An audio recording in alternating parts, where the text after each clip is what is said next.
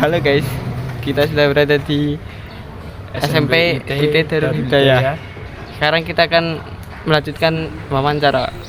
Oke. Juga dari mahasiswa UIN jurusan prodi apa? Tadris Bahasa Indonesia. Bahasa Indonesia.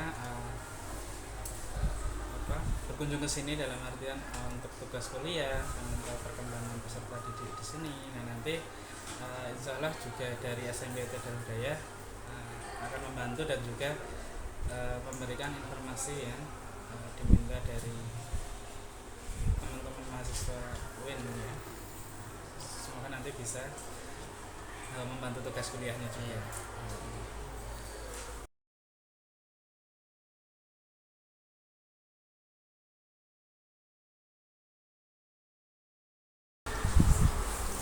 Bisa dimulai pertanyaan gitu. Bisa. Niki yang pertama niku, apakah sekolah ini menyediakan program bimbingan khusus bagi siswa yang membutuhkan dukungan tambahan? Itu siswa apa? Membutuhkan siswa dengan dukungan tambahan. Contoh siswa yang dimaksud itu seperti apa? Seperti khusus seperti dia keahliannya apa? Oh, dalam hal keahlian, bakat, potensi seperti itu. Kalau untuk perkembangan di bagian bakat, minat, potensi. Nah kalau dari sekolah itu kan ada beberapa program ya. Tentunya salah satunya ekskul, ekstrakurikuler itu. Nah kalau di sini kan ada beberapa ekskul ya, seperti hafid. Untuk beberapa siswa yang di situ mempunyai minat membaca Al-Quran, pengen jadi hafidh. Nah itu hafid. Nah di sini ada program hafid untuk mengembangkan potensi anak yang ingin mengembangkan hafalan itu hafid. Nah, terus kemudian ada juga qiraatul hukuk, itu untuk yang kitab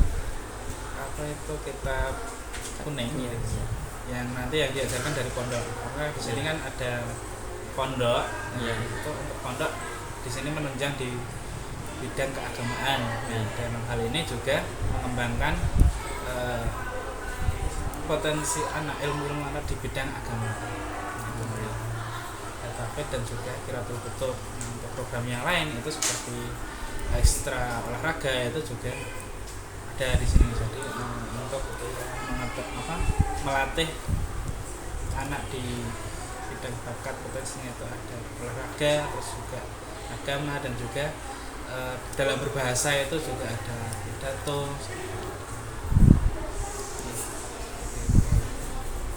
Kalau untuk khusus yang lain barangkali inklusi itu kalau di sini belum.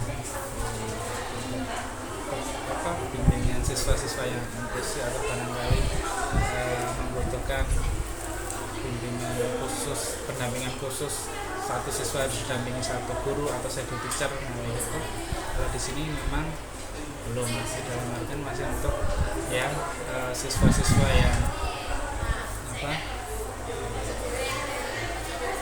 bisa mengikuti kegiatan secara yang bisa dikondisikan 10 anak atau lebih dari 10 untuk yang mempunyai satu anak otis. Pertanyaan selanjutnya itu bagaimana mengatasi perbedaan antar siswa di dalam satu kelas? Nah, kalau perbedaan di sini juga, kalau perbedaan banyak perbedaan, karena ya tadi saya sampaikan di awal kan pondok. Nah, pondok itu berarti kan kalau lihat peserta didiknya dari santri itu profilnya itu baik atau dari wilayah lain juga ada, backgroundnya dari wilayah lain juga ada yang dari Jawa Timur, ada yang dari NTT, dari Papua itu ya ada. Nah, jadi dari segi bahasa di sini juga awal itu biasanya menyesuaikan, karena kita di sini kan Jawa. Nah, yang dari luar itu biasanya juga sedikit demi sedikit menyesuaikan belajar bahasa Jawa juga, walaupun utamanya tetap kita di sini bahasa Indonesia, tapi juga untuk keseharian kan juga mereka melatih bahasa Jawa. Ini perbedaan ada dari segi bahasa, terus juga dari keluarga, itu juga ada dari keluarga yang atas, ada yang menengah, keluarga juga ada beberapa siswa yang di situ ditinggal kerja, dan yang berarti di situ kan diharapkan bisa mandiri.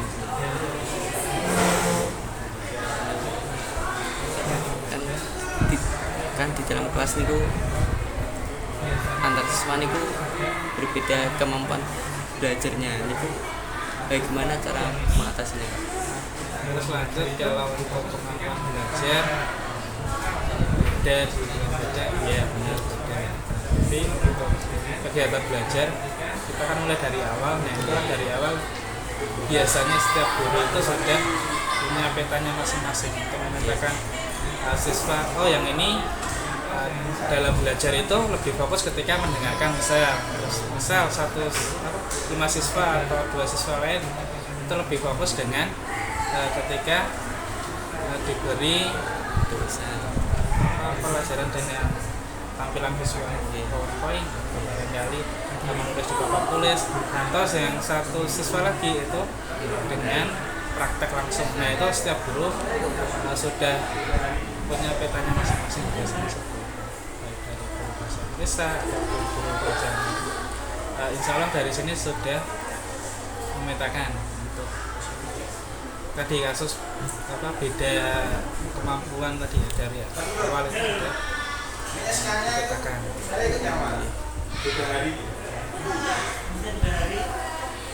Juga terkait perbedaan, memang kan kalau sesuai kurikulum sekarang, kurikulum Merdeka itu kan juga dikenal dengan pembelajaran yang berdiferensial atau diferensial, ya kan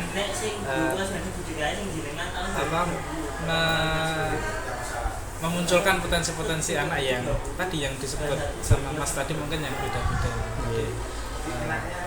Setiap guru itu juga di sini belajar, terus kadang tiap semester itu juga belajar dengan guru mapel ada satu wadah guru itu untuk belajar juga itu untuk pelaksanaan kurikulum Merdeka.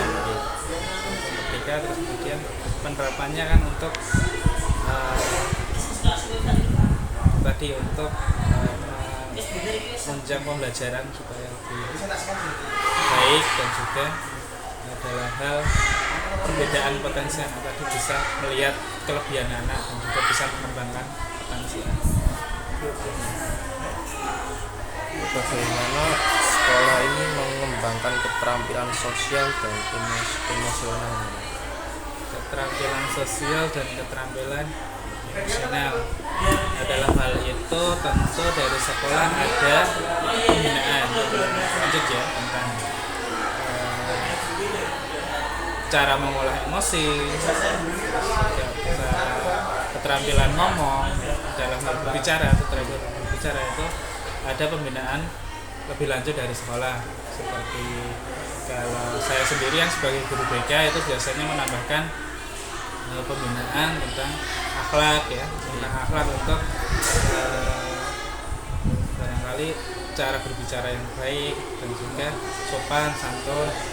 Terus kemudian kalau dari guru bahasa Indonesia itu barangkali diajarkan tentang bagaimana berbicara dengan bahasa Indonesia yang bagus, dengan keterampilan berbahasa Indonesia yang baik seperti itu.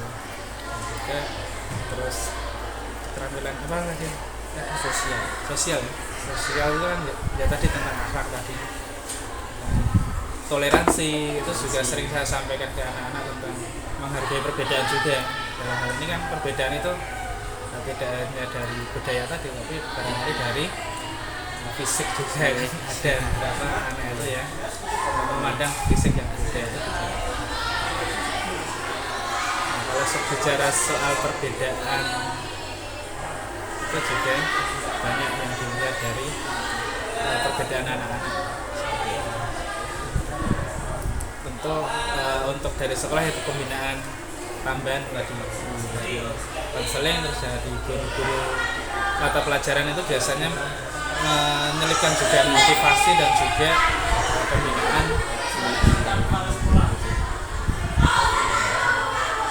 Seperti itu. Terus apa lagi?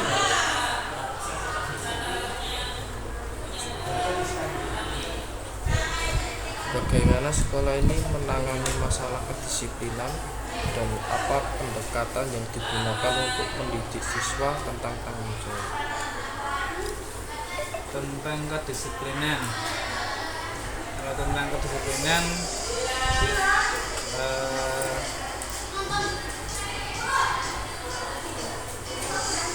dari sekolah menangani melalui guru BK dalam hal ini ya memang langsung saya terus kemudian dari guru BK tersebut tentang kedisiplinan itu biasanya secara teknis itu dari guru BK kerjasama dengan kesiswaan. Kalau untuk masalah-masalah yang besar dalam artian masalah yang kriminal, masalah yang ranahnya itu sudah di luar etika yang baik, nah itu kita kerjasama dengan kesiswaan dan juga barangkali sama kepala sekolah juga. Nah, untuk masalah kedisiplinan harian seperti seragam, terus jam masuk sekolah, kedisiplinan masa sekolah, itu biasanya saya koordinasi dengan guru piket sekolah untuk absen dan juga jurnal harian kelas, keaktifan siswa di kelas. Itu biasanya untuk teknisnya saya koordinasi dengan guru piket dan juga kalau yang masalah-masalah besar dengan kesiswaan.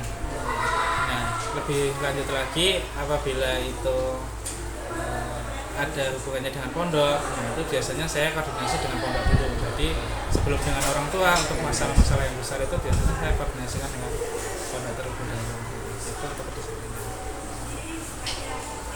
Jadi kita handle di sini untuk masalah-masalah santri kita selesaikan di sini. Terus kalau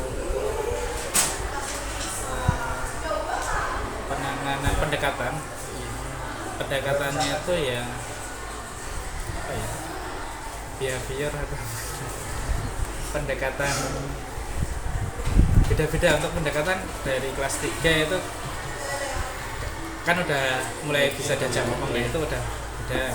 Kalau kelas 1 biasanya masih perlu ditekankan, diarahkan, kamu harus jam 7 harus sholat, jam setengah 8 harus masuk kelas pembelajaran. Itu perlu ditekankan tentang kewajiban. Nah, kalau untuk yang kelas-kelas atas itu sudah mulai bisa diajak diskusi.